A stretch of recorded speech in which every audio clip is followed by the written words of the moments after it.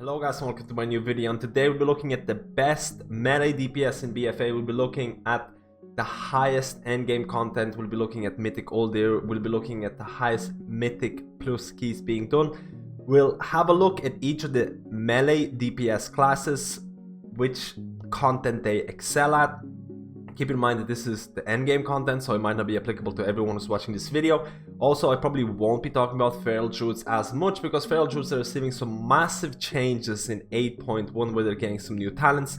So if you stop playing your feral druid at the start of BfA because they were feeling mediocre, it might be a time to bring them out of the retirement for patch 8.1, and we'll see how well they'll be doing then. But first of all, let's look at Mythic All There. And if you look at the charts here, this chart is real people data. This is based on thousands and thousands of players playing the game, generating logs for Mythic All There. This is not simulated, so this is as close to real in-game environment as you can get. So keep in mind that the top 5 DPS in the overall DPS chart are melee.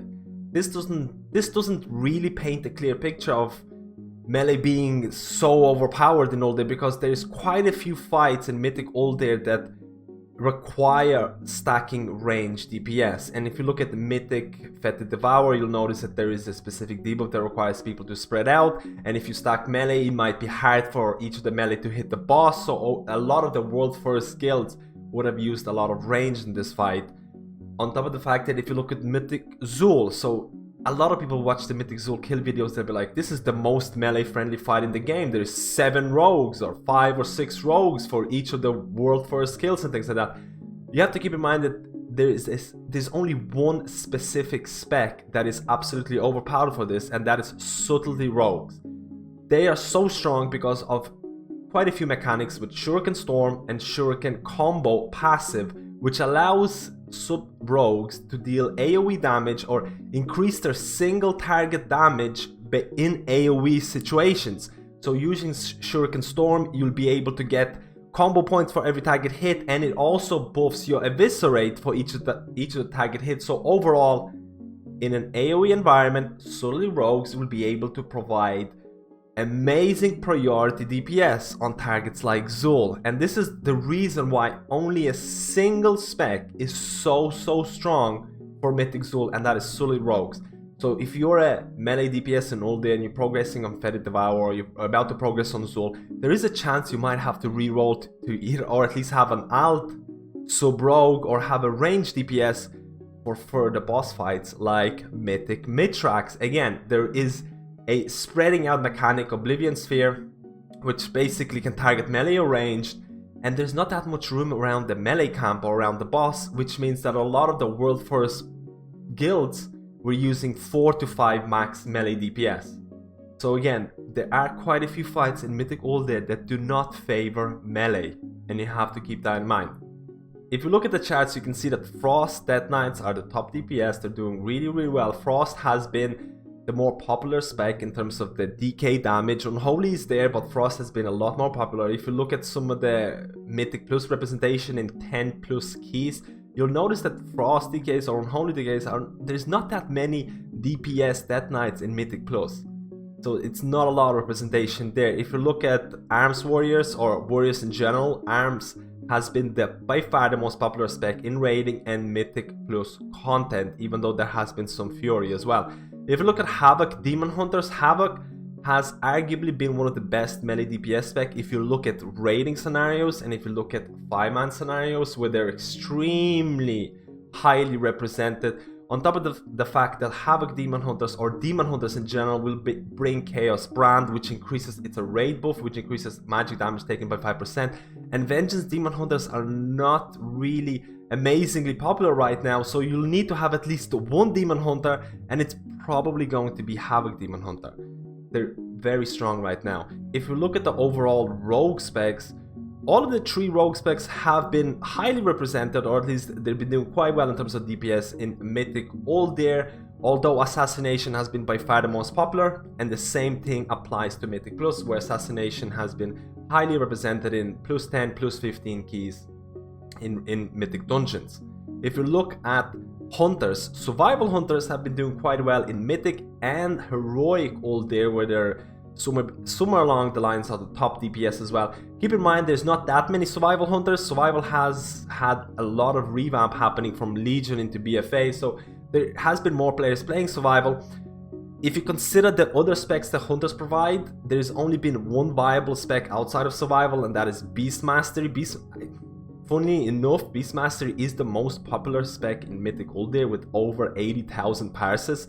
But if you look at marksmanship, marksmanship has been very underpowered, and not only in terms of the DPS numbers, but also in terms of the gameplay.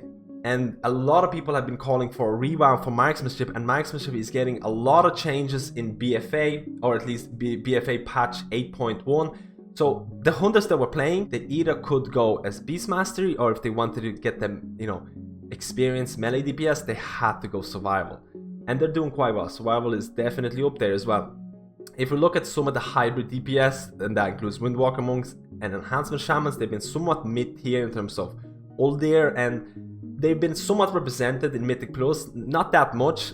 When you consider in raiding scenarios, melee DPS spots are quite contested, and there is not that many melee spots that you can bring, especially on the ladder bosses in Uldir. So considering that these hybrid specs that provide, you know, not the top DPS, it's harder for them to get the raid spot. But Windwalker monks and Enhancement Shamans especially have been calling for, again, some changes happening, or some changes to happen in order to improve the gameplay. There's been quite a few people asking for revamps in 8.1. Blizzard has mentioned that they were doing revamps for Shadow Priest. Shadow Priest, there is going to be major changes happening. They just confirmed it a couple of days ago. For Shadow Priest, Elemental Shamans are getting some major changes happening in 8.1.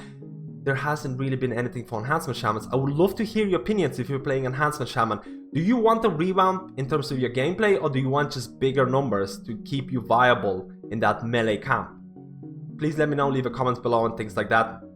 And lastly, Retribution Paladins, which have been at least performing pretty low. If you look at the numbers here, they're at the bottom of the DPS in Mythic All There and about mid-tier in Heroic All There. But they do have a lot of representation in Mythic Plus, so there is quite a few Retribution Paladins doing Mythic Plus content.